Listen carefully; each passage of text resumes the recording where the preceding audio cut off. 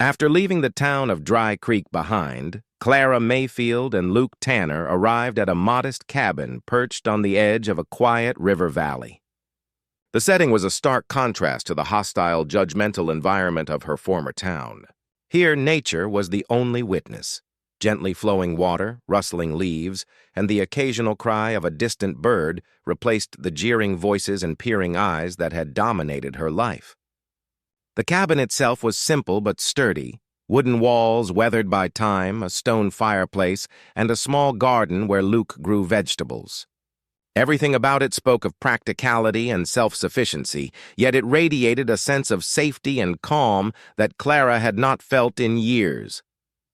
This physical space became the first true sanctuary in her life, symbolizing the opportunity for emotional healing and personal growth. Luke, aware of Clara's exhaustion and the trauma she had endured, offered her a room in the cabin. It was a gesture that combined practicality with kindness, providing not just shelter, but also a chance for Clara to regain a sense of autonomy. He did not impose his will or demand gratitude. He simply made space for her, respecting her ability to make her own choices. This dynamic highlighted a recurring theme in the story. True protection and partnership come not from dominance or control, but from respect, trust, and moral integrity. For Clara, the cabin was more than a roof over her head. It was the first step toward reclaiming her dignity and reestablishing her sense of self. The first days at the cabin were quiet and tentative. Clara began to engage in familiar routines, activities that allowed her to feel grounded and productive. She mended Luke's clothes, organized the cabin, and tended to the small garden, finding solace in the rhythm of her work. The physical labor, combined with the peaceful environment, allowed her to release some of the tension and fear that had accumulated during her public humiliation. Luke observed her quietly, providing support when necessary but allowing her to navigate her own path to recovery. The balance of independence and guidance created a space where Clara could begin to rebuild her confidence, reinforcing the idea that healing requires both safety and personal agency. Beyond the practical tasks, the cabin offered Clara the chance to explore emotional restoration. She found herself laughing again at small, spontaneous moments, the sound of a bird landing near the garden, Luke's quiet humor, or the simple beauty of the river flowing past their home. These moments, though subtle, were profound in their impact, signaling that she could experience joy and serenity even after the trauma of public shaming and false accusations. Luke's presence played a crucial role. He provided reassurance and protection without demanding control or imposing judgment. In doing so, he modeled a form of trust and partnership that Clara had never encountered in Dry Creek, helping her recognize that not all people were cruel or self-serving. The gradual development of their relationship was another key aspect of this part. As Clara engaged in daily routines and shared conversations with Luke, a bond began to form, one based on mutual respect, understanding, and quiet admiration. Unlike the men of Dry Creek, Luke did not seek to dominate or diminish her. Instead, he acknowledged her strength, courage, and intelligence. This contrast reinforced the story's themes of moral courage and integrity, highlighting how the right person at the right moment can profoundly impact someone's life trajectory. By the end of this part, Clara has begun to reclaim her life fully. The cabin by the river symbolizes more than physical safety. It represents emotional refuge, personal growth, and the emergence of a relationship grounded in respect and trust. The stage is set for her eventual transformation, both in self-confidence and in her ability to form meaningful connections. This chapter underscores the importance of sanctuary, healing, and the role of compassionate support in the aftermath of trauma, emphasizing that true restoration comes from both internal resilience and the presence of those who act with integrity. After enduring public humiliation, false accusations, and the cruel judgments of Dry Creek, Clara Mayfield had finally begun to reclaim her life. Her time at the cabin by the river under the protection and guidance of Luke Tanner allowed her to recover not only physically, but emotionally. The cabin had become a sanctuary where she could rebuild her confidence, reconnect with her skills, and rediscover the sense of peace and dignity that had been stripped away in the town square. Yet beyond the safety of the cabin, the story's resolution hinged on the evolution of Clara's relationship with Luke, a relationship that had grown quietly from reliance and protection into trust, companionship, and eventually, love. The passage of months marked a significant transformation for Clara. Her confidence grew as she engaged in everyday tasks, managed the household, and honed her skills in sewing and homemaking. The simple rhythm of life at the cabin, combined with the beauty of the surrounding valley and the river's gentle flow, allowed her to reconnect with herself in ways that had been impossible under the oppressive gaze of the townspeople. Yet while Clara flourished in this new environment, Luke remained a constant presence, not as a master or protector in a domineering sense, but as a partner, friend, and quiet source of strength. Their interactions were marked by mutual respect, humor, and a deepening understanding, illustrating a model of partnership built on equality, empathy, and shared values rather than social expectation or romantic convention. Luke's role in Clara's life evolved naturally over this period. Initially, he had been her rescuer, intervening decisively to stop her public humiliation and confront the injustice perpetrated by the town and the banker. But as time passed, their relationship shifted from one of dependency to mutual regard. Clara's strength, resilience, and intelligence became increasingly apparent to Luke, who admired her courage and determination. In turn, Clara recognized that Luke's protective instincts were not rooted in control, but in genuine care. Their bond was a gradual one, forged through shared experiences, small acts of kindness, and unspoken understanding. The narrative emphasizes that meaningful relationships are built over time, often arising from both adversity and shared support. Eventually, Clara began to envision a life beyond the cabin. With her reputation restored and her confidence renewed, she opened a small dress shop in a nearby town, putting her skills to work and establishing her independence. Luke, who initially had accompanied her for protection, continued to visit under the guise of requiring mending for his clothing, but these visits became more personal, filled with laughter, shared stories, and subtle displays of affection. The gradual deepening of their relationship illustrates the story's central theme, that trust, respect, and consistent moral integrity can create the foundation for lasting love. The climactic resolution occurs when Luke acknowledges his feelings for Clara, offering her not just protection or companionship, but a choice to share a life together. His proposal is grounded in respect and recognition of her agency. He does not assume her acceptance, but invites her partnership. Clara's response, whether in words or gesture, signifies the culmination of her emotional journey, from shame and vulnerability to self-respect and love. This ending reinforces the narrative's moral arc, illustrating that personal resilience, coupled with the support of those who act with courage and integrity, can lead to fulfillment and happiness. By the conclusion of this part, the story achieves both emotional and thematic closure. Clara has transformed from a victim of public scorn into a confident, independent woman capable of shaping her own destiny. Luke Tanner, who began as an enigmatic savior, has become a trusted partner and companion, embodying the virtues of courage, empathy, and moral clarity. The narrative underscores the enduring themes of justice, resilience, and the transformative power of genuine human connection. The story closes on a note of hope and satisfaction, emphasizing that even after profound hardship, a life of dignity, purpose, and meaningful relationships is not only possible, but achievable. After Clara's rescue from public humiliation by Luke Tanner, the tension in Dry Creek does not immediately dissipate. The townspeople, who had eagerly gawked and jeered, now stood in awkward silence, unsure how to respond to the sudden shift in authority and justice.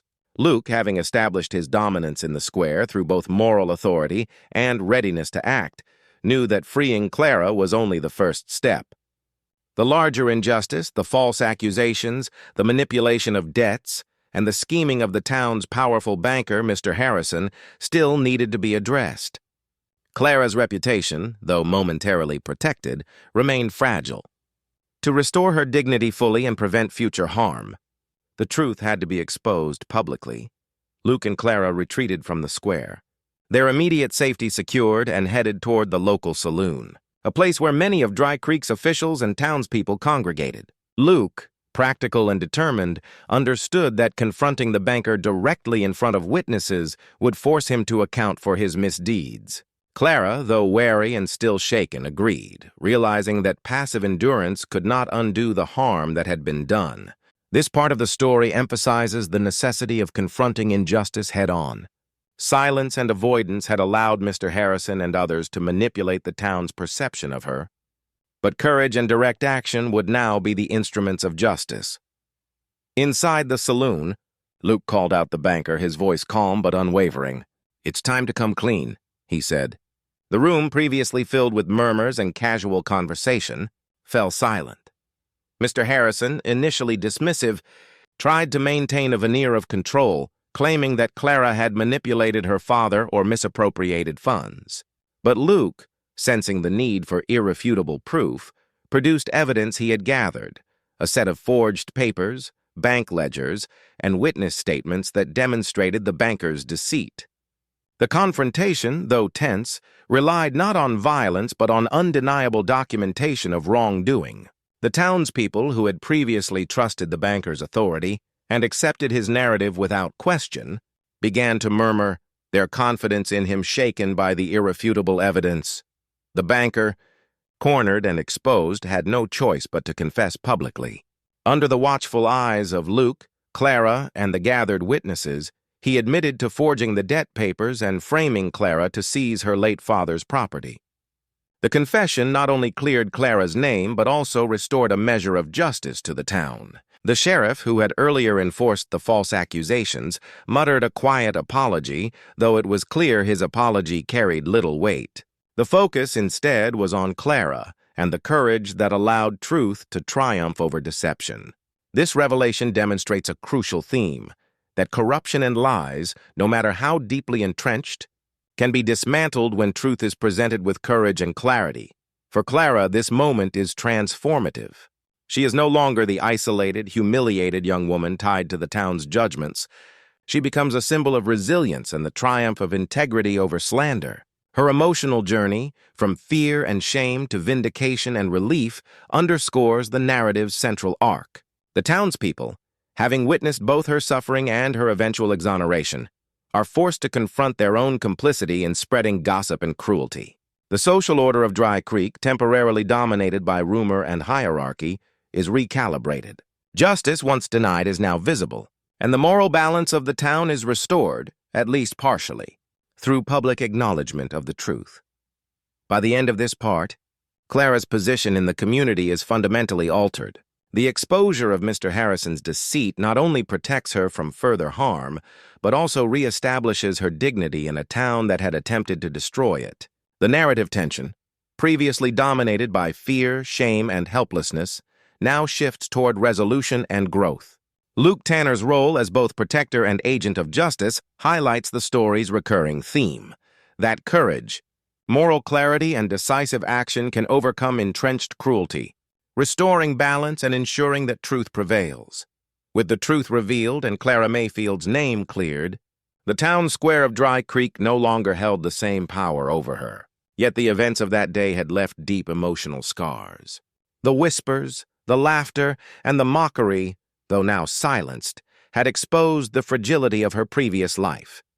Clara had endured public shame, threats, and humiliation, and while vindication had been achieved, the town itself no longer felt like a safe place. It was in this atmosphere of cautious relief and lingering unease that Luke Tanner, the cowboy who had intervened so decisively, offered her a choice: to stay in Dry Creek and continue her life among those who had judged her so harshly, or to leave and find freedom and safety elsewhere. The offer was both practical and symbolic, representing a new beginning that Clara had long yearned for. As they prepared to leave, Clara gathered her belongings, careful to pack only what was essential. Each item, a small satchel of clothes, her sewing kit, and a few personal mementos, represented the fragments of a life that had been overshadowed by grief and shame. Luke, ever pragmatic, helped her load the modest items onto his horse, ensuring that she would ride comfortably and securely. The act itself, simple yet intimate, demonstrated the trust and partnership that had begun to form between them. Unlike the townspeople, Luke's presence was protective rather than judgmental. His demeanor conveyed respect for her autonomy, even as he guided her toward a safer path. In this moment, the story emphasizes the contrast between cruelty and compassion, showing how decisive, morally grounded action can transform a person's circumstances. As they rode out of Dry Creek, the landscape opened up into wide, dusty plains and rolling hills. The freedom of the open trail was a stark contrast to the confinement Clara had felt in the town, both physically and emotionally. The sun hung low in the sky, casting long shadows and bathing the world in warm, golden light.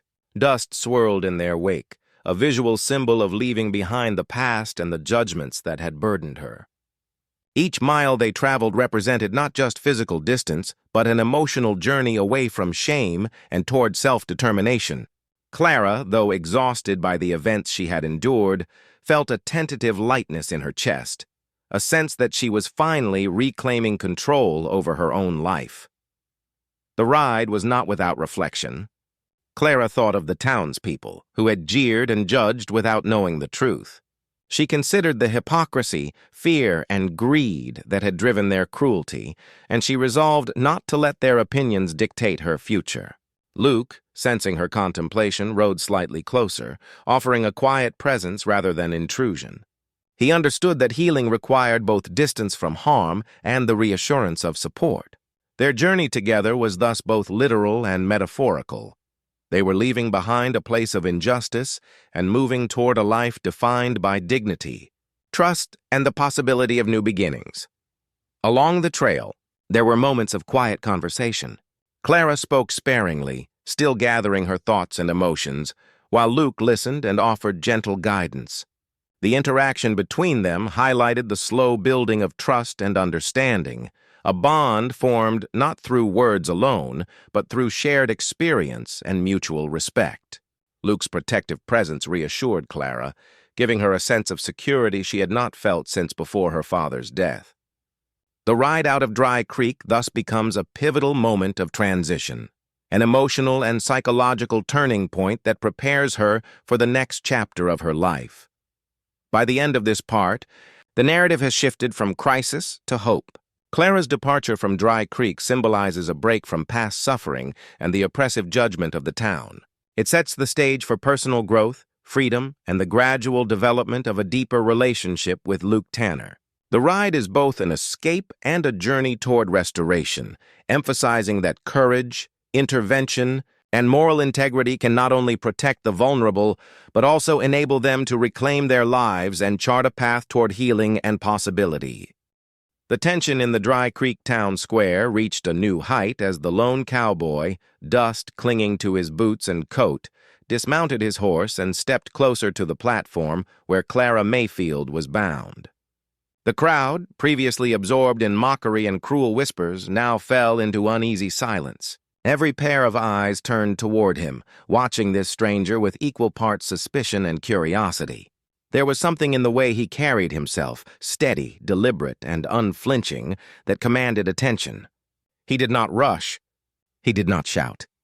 Yet even in his quiet demeanor, there was an undeniable authority that challenged the oppressive order that had ruled the square for so long. Clara, trembling yet aware of his presence, felt a strange mixture of relief and uncertainty. This was a man who had arrived out of nowhere, but his arrival carried promise. She was still bound, still at the mercy of the town, but the energy around the stranger suggested that the rules might change in an instant. The cowboy's eyes, sharp and assessing, scanned the square before settling on Clara. They were not eyes filled with judgment or curiosity in the way the townsfolk's had been. They were eyes that saw the truth of the situation. A young woman humiliated, falsely accused, and powerless in the face of collective cruelty. Finally, his voice cut through the stillness, low but carrying over the square. "What's the crime?" The simplicity of the question stunned the crowd. It was almost too direct, too piercing in its insistence on the obvious. The sheriff, Sheriff Dobbs, accustomed to unquestioned authority, bristled immediately. "None of your business, stranger," he barked, his voice tight with defensiveness. The words, however, lacked the power they normally held. The presence of the cowboy had shifted the dynamic, and the sheriff, like everyone else, felt the weight of scrutiny. The stranger, known now in the narrative as Luke Tanner, did not flinch. His gaze remained fixed on Clara for a moment longer before returning to the sheriff. Calmly, he repeated the demand, word by word, each syllable measured. "Untie her." There was no pleading, no threat, just the unyielding expectation that justice would be done. The crowd stirred with murmurs and whispers. Some feared the confrontation, sensing that Luke Tanner was not a man to be trifled with. Others were intrigued, wondering who this mysterious cowboy was and why he had chosen this moment to intervene. Luke's presence begins to embody the story's central theme: moral courage in the face of injustice. He stands as a stark contrast to the cowardice and cruelty of the townspeople, highlighting their willingness to inflict pain and humiliation for amusement or gain. Where Clara had been vulnerable and isolated, Luke is composed and fearless. His authority is derived not from position or social standing, but from a profound sense of right and wrong. By asking a simple, piercing question, "What's the crime?" he disrupts the town's narrative, forcing everyone present to confront the irrationality of their cruelty. The question itself is revolutionary in a space that has been dominated by gossip, rumor, and fear. For Clara, Luke's arrival is a lifeline. The hopelessness that had weighed her down begins to lift, replaced by cautious hope. The narrative tension, until this point dominated by public humiliation and relentless judgment, now shifts toward the anticipation of rescue and justice. The townspeople, too, are forced to reevaluate their behavior.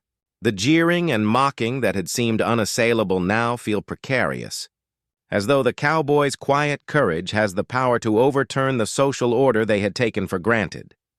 By the end of this part, the stage is set for confrontation. Luke Tanner is no longer a stranger in the square. He is an agent of change. His question is simple, but it resonates with profound weight, exposing the absurdity of the accusations and the cruelty of the crowd. The narrative tension pivots from despair toward action, promising that the humiliation Clara has suffered will soon meet resistance, and that the presence of a just, courageous figure may finally alter the course of events in Dry Creek. The tension in the town square of Dry Creek had reached its peak, and the arrival of the lone cowboy, Luke Tanner, marked the turning point between humiliation and justice. Clara Mayfield, still bound to the wooden post, felt a flicker of hope as she watched him approach. His calm, unhurried movements contrasted sharply with the chaos and cruelty of the crowd that had been jeering at her only moments before. Luke's presence radiated authority, not the authority of a sheriff or banker, but of someone who knew right from wrong and had the courage to act on it. The townsfolk, who had been so eager to mock and condemn Clara, now shifted uneasily, their confidence shaken by the quiet intensity of this stranger. Luke did not waste words. He simply walked to the platform and extended his hand toward the coarse rope binding Clara's wrists. "Untie her," he said again, his voice steady and commanding. There was no room for debate, no hint of negotiation. The deputies, caught between their loyalty to the sheriff and the imposing presence of Luke Tanner, hesitated. The sheriff himself, Sheriff Dobbs, glared, but found no words that could match the cowboy's calm authority. Luke's reputation, or at least the aura he projected, was enough to challenge the social order of the square. In that instant, it was clear to all present that the balance of power had shifted. Clara was no longer helpless, and the crowd's collective cruelty had lost its momentum. When no one stepped forward to comply, Luke made the decision himself. Drawing a small, well-worn knife from his belt, he cut the rope that bound Clara. The rope fell away, and for the first time that day, Clara's wrists were free. She stumbled slightly, weak from fear and relief, and Luke instinctively caught her, draping his coat around her shoulders to shield her from both the sun and the judging eyes of the crowd. This gesture, simple yet profound, marked the beginning of her reclamation of dignity. The townsfolk, once so eager to dominate and shame her, now watched in silence, unsure of how to react to a man who defied their authority. The tension between Luke and the sheriff intensified. Sheriff Dobbs, accustomed to unquestioned obedience from the town, now found himself in a position he did not know how to handle. He reached for his revolver, intending to reassert his control. But Luke was faster, his own revolver gleaming in the sun as he drew it with precise, deliberate movements. Yet Luke did not fire. He did not need to. His calm, unwavering gaze communicated everything. He would not allow harm to come to Clara, and he was prepared to defend her with force if necessary. The sheriff, confronted by someone willing to stand for justice without hesitation, lowered his weapon, his authority undermined not by violence but by moral courage. The townsfolk, observing the interaction, began to murmur. Some exchanged anxious glances, realizing that their judgment and ridicule had been misplaced. Others, who had participated in mocking Clara, felt an unfamiliar shame creeping over them. Luke Tanner's intervention had done more than free a young woman from ropes. It had exposed the moral failings of the entire community. He represented a force of justice that the town had not anticipated, and his presence challenged their complacency, cruelty, and cowardice. Clara, still catching her breath, felt a profound sense of gratitude. She realized that while she had endured the town's scorn with dignity, it was Luke's courage that would allow her to reclaim her life fully. This moment also solidifies Luke Tanner's role as more than just a rescuer. He is a symbol of moral authority, a man who acts decisively and with integrity. His intervention underscores one of the story's central themes, that courage and justice often arrive unexpectedly, and that the strength to act rightly can disrupt even the most entrenched systems of cruelty. For Clara, the experience is transformative. No longer a passive victim, she now steps into a narrative where she can breathe, move, and begin to reclaim her dignity, guided by the presence of a man who stands firmly on the side of justice. By the end of this part, the stage is set for further revelations and confrontations. Luke has physically freed Clara, but the story is far from over. The dynamics of power, guilt, and morality in Dry Creek have shifted irrevocably, promising that the resolution of Clara's struggles and the exposure of the town's injustice will follow, guided by the courage of the cowboy who arrived at precisely the right moment. The moment of public humiliation in Dry Creek's town square was both slow and excruciating for Clara Mayfield, the young seamstress who had already endured weeks of whispered rumors and sideways glances. The wooden platform at the center of the square seemed to loom higher with every passing second, casting a shadow that mirrored the judgmental eyes of the crowd. By now, Clara had been pushed to the edge of exhaustion, not just physically from the constant work and stress, but emotionally, from the relentless cruelty of neighbors, friends, and strangers alike. The town's curiosity had morphed into a spectacle, and Clara was the unwilling star. Sheriff Dobbs, ever the enforcer of the town's rigid social order, stepped forward with an air of authority that masked both his fear of confrontation and his complicity in the injustice. He motioned for 2 deputies to secure Clara in place, tying her wrists to a rough post in the center of the platform.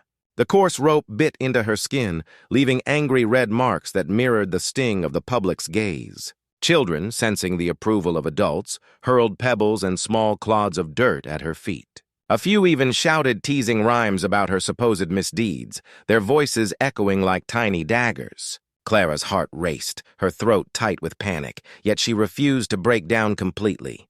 She straightened her back, holding herself as tall as she could, trying to preserve a shred of dignity in a situation designed to strip her of it. The women in the crowd, some of whom had once been her clients, leaned forward with critical eyes, inspecting every aspect of her appearance for flaws. They whispered harsh judgments about her dress, her hair, and even the way she held herself. Their judgment was merciless, fueled by jealousy, fear, and the thrill of witnessing someone else's suffering.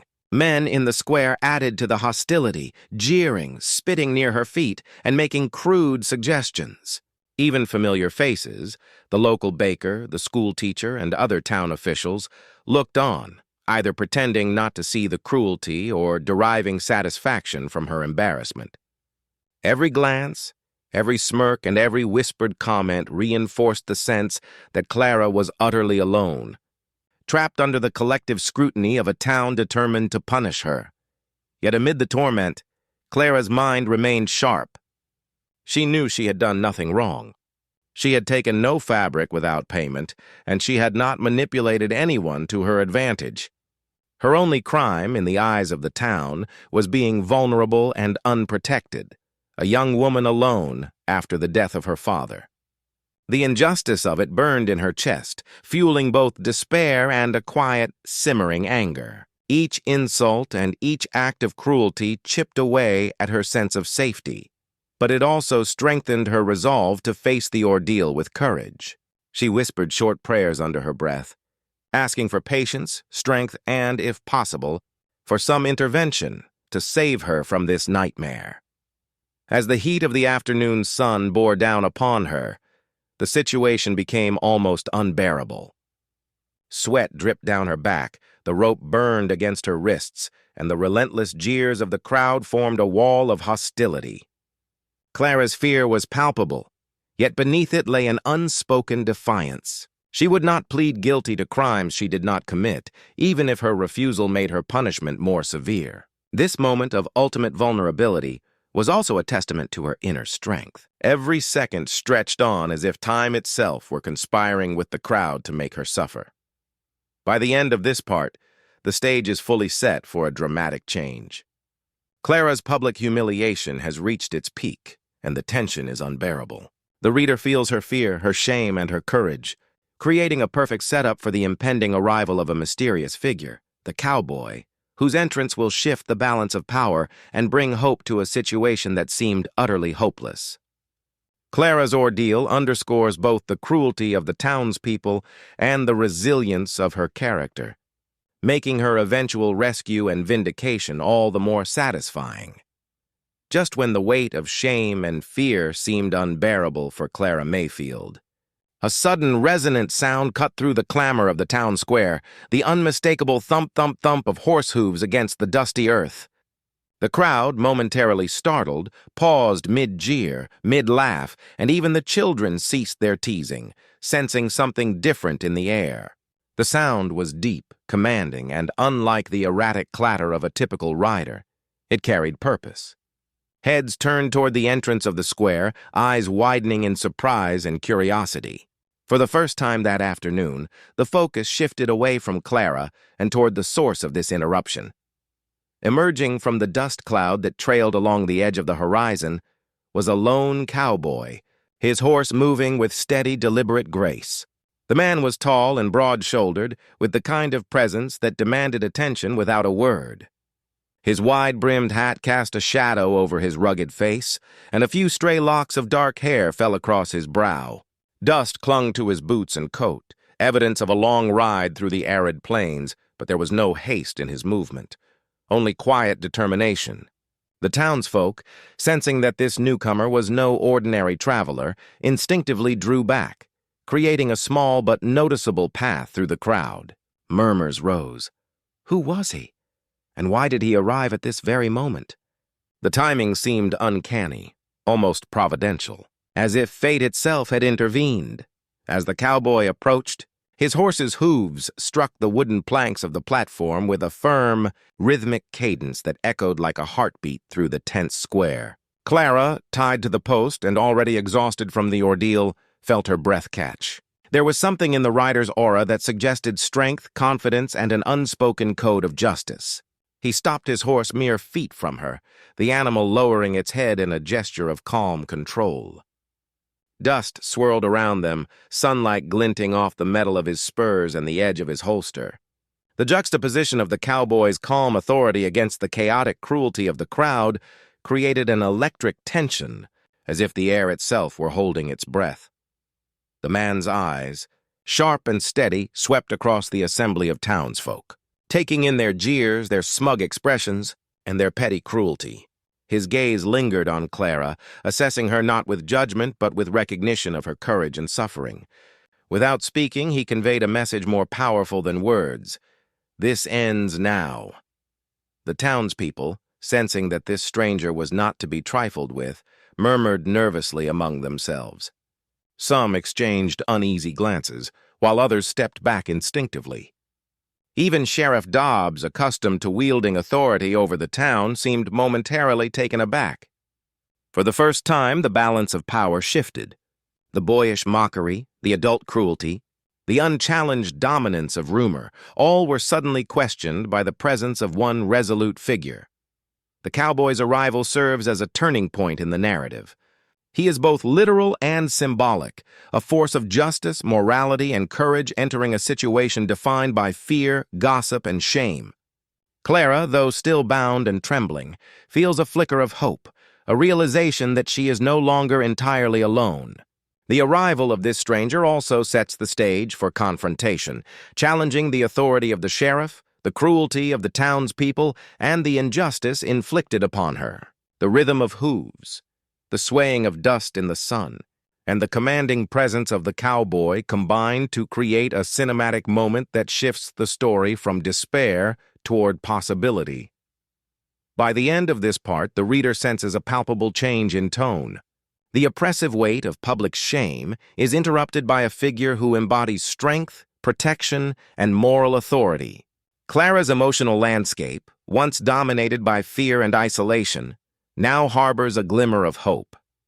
The cowboy's arrival is not merely dramatic, it foreshadows the justice, intervention, and eventual redemption that will transform the story, making the audience eager to see how he will confront the injustice and protect the young woman at the center of Dry Creek's cruelty.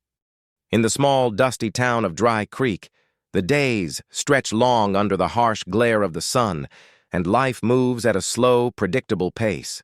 It's the kind of place where everyone knows everyone else's business, and gossip spreads faster than the wind that kicks up the desert sand. Among the townsfolk is Clara Mayfield, a young woman in her early 20s, known for her quiet demeanor and industrious hands. She has spent her life helping her ailing father manage the modest family home and working as a seamstress, sewing dresses, shirts, and coats for the local families. Clara is diligent, polite, and unassuming, preferring the company of cloth and thread to the harsh words and judgment of her neighbors. Her beauty is understated. Soft brown hair tied back in a practical bun, eyes that reflect both resilience and sadness, and hands calloused from years of careful work. Yet, despite her good character, Clara carries a burden far heavier than the fabric she sews, the weight of scandal. Her father's recent death left her not only grieving, but also financially vulnerable. The debts he owed to the town's influential banker, Mr. Harrison, have become a source of constant tension. Clara, a girl with no male protector or wealthy relatives, is now seen as an easy target for rumors and accusation. Some whisper that she manipulated her father's creditors to gain advantage. Others insinuate impropriety with men of influence, claiming she kept company with the banker to save her home. These whispers, though false, spread like wildfire. Women in town, jealous of her quiet beauty or resentful of her independence, seize upon the opportunity to shame her, while men sneer and nod, assuming the worst. Clara, though hurt, keeps her head down, choosing not to confront the rumors directly. She focuses on her work, yet every glance, every snicker, and every side comment reminds her that she is being watched and judged. Her daily life becomes a careful balancing act. At the sewing shop, she greets clients politely, hiding the hurt behind a practiced smile. She walks past the saloon where men tell lewd jokes, trying not to flinch. Even simple errands to the general store or post office are fraught with discomfort, as townspeople whisper and point. Children, picking up on the adults' disdain, sometimes throw pebbles or taunt her with cruel names. Clara's world is shrinking under the collective judgment of a town that should have been her extended family, but instead becomes her jailers. Despite this, Clara remains remarkably resilient. She finds solace in small routines, the rhythmic clatter of her sewing machine, the scent of freshly pressed fabric, and the quiet of her modest home. Her father's old journal, filled with advice and memories, sits on a shelf, a reminder of the love and guidance that once anchored her.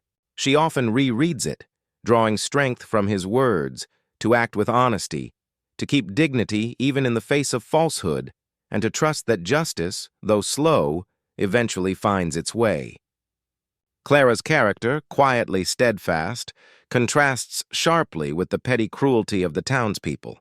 It is this mixture of vulnerability and inner strength that sets the stage for the dramatic events to come.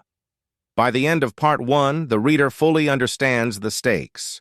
Clara's life is precarious, her reputation tarnished, and her heart heavy with grief and isolation. Yet beneath her delicate exterior lies a courage that will soon be tested in ways she never anticipated. The town, with its judgmental eyes and cruel whispers, has created a perfect storm, making Clara's eventual encounter with the mysterious cowboy all the more dramatic and transformative. Her story begins not with a grand gesture, but with quiet suffering, establishing the emotional depth and moral contrast that will drive the narrative forward. The town square of Dry Creek was the heart of its social life, but that heart beat with a harsh, unforgiving rhythm. Unlike bustling cities where anonymity might offer a shield, here everyone's business was public property. By mid-afternoon, the square had filled with townspeople, drawn together by curiosity, gossip, and the unspoken promise of entertainment at someone else's expense. Women in faded bonnets fanned themselves while exchanging knowing glances. Men leaned against posts or wagons, boots stirring up dust as they muttered and whispered. Children ran between legs, some mimicking the scornful tones of their elders. At the center of this gathering, on a rough wooden platform that served as the town's stage, stood Clara Mayfield, the girl whose life had become the subject of endless speculation. The square, usually a place for market stalls and Sunday gatherings, was transformed into a theater of shame. Clara's presence was a mixture of bravery and desperation. She had been summoned to answer accusations she knew were false but could not ignore. Her father's debts to the local banker, Mr. Harrison, had been used as leverage against her, a way for him to assert power over a young woman alone in the world. The sheriff, Sheriff Dobbs, a man more interested in preserving the town's order than in discovering the truth, had been coerced into overseeing the spectacle. He barked orders as if the platform were a courtroom and the townspeople were the jury. Clara, trembling slightly, kept her chin high, her hands clasped in front of her, as if her composure alone could shield her from the venomous eyes surrounding her. The accusations were loud, public, and cruel. Some townsfolk claimed she had stolen fabric or money. Others hinted at impropriety with the banker, insinuating that her family's debts had been managed through improper means. Laughter followed each allegation, a chorus of judgment that made Clara feel smaller with every passing moment. Even familiar faces, the baker, the schoolteacher, were not immune. Their murmured comments, barely audible to her, carried a sting sharper than the jeers of strangers. The town's children, sensing the adults' cruelty, began throwing pebbles and shouting teasing words, thinking it a game. Each small act of malice chipped away at Clara's resolve, yet she did not collapse. Despite her fear, Clara's mind raced with thoughts of survival and dignity. She knew the truth. She had taken nothing that was not rightfully hers, and her only fault in the eyes of the town was being vulnerable, young, and alone. But no amount of reason could pierce the collective cruelty of the crowd. Here, in the blazing heat of midday, morality was irrelevant. What mattered was appearance, rumor, and the satisfaction of seeing someone punished for imagined wrongs. Clara felt trapped, a character in a story written by others' prejudices, powerless to control the narrative of her own life. As the sheriff raised his voice and gestured for her to speak, the square seemed to hold its breath. Every eye was on her, every whisper magnified, every mocking glance sharpened. This was the moment of ultimate humiliation, or perhaps the beginning of her salvation. Clara, though terrified, steadied herself. She refused to plead guilty to crimes she had not committed, her voice quiet but firm as she spoke truth to a crowd that wanted only spectacle. The scene was set. One young woman alone against a sea of judgment, her dignity hanging by a thread, while the weight of the town's cruelty pressed down around her. By the end of this part, the reader feels the tension almost physically. The square, The crowd and the platform are not just settings, they are instruments of public shaming, amplifying the injustice that Clara faces. The scene establishes both the stakes and the emotional landscape for what comes next. A turning point that will arrive in the form of a mysterious, courageous figure whose arrival promises hope and retribution. The contrast between Clara's vulnerability and the town's cruelty sets the stage for the dramatic entrance that will change the course of her life.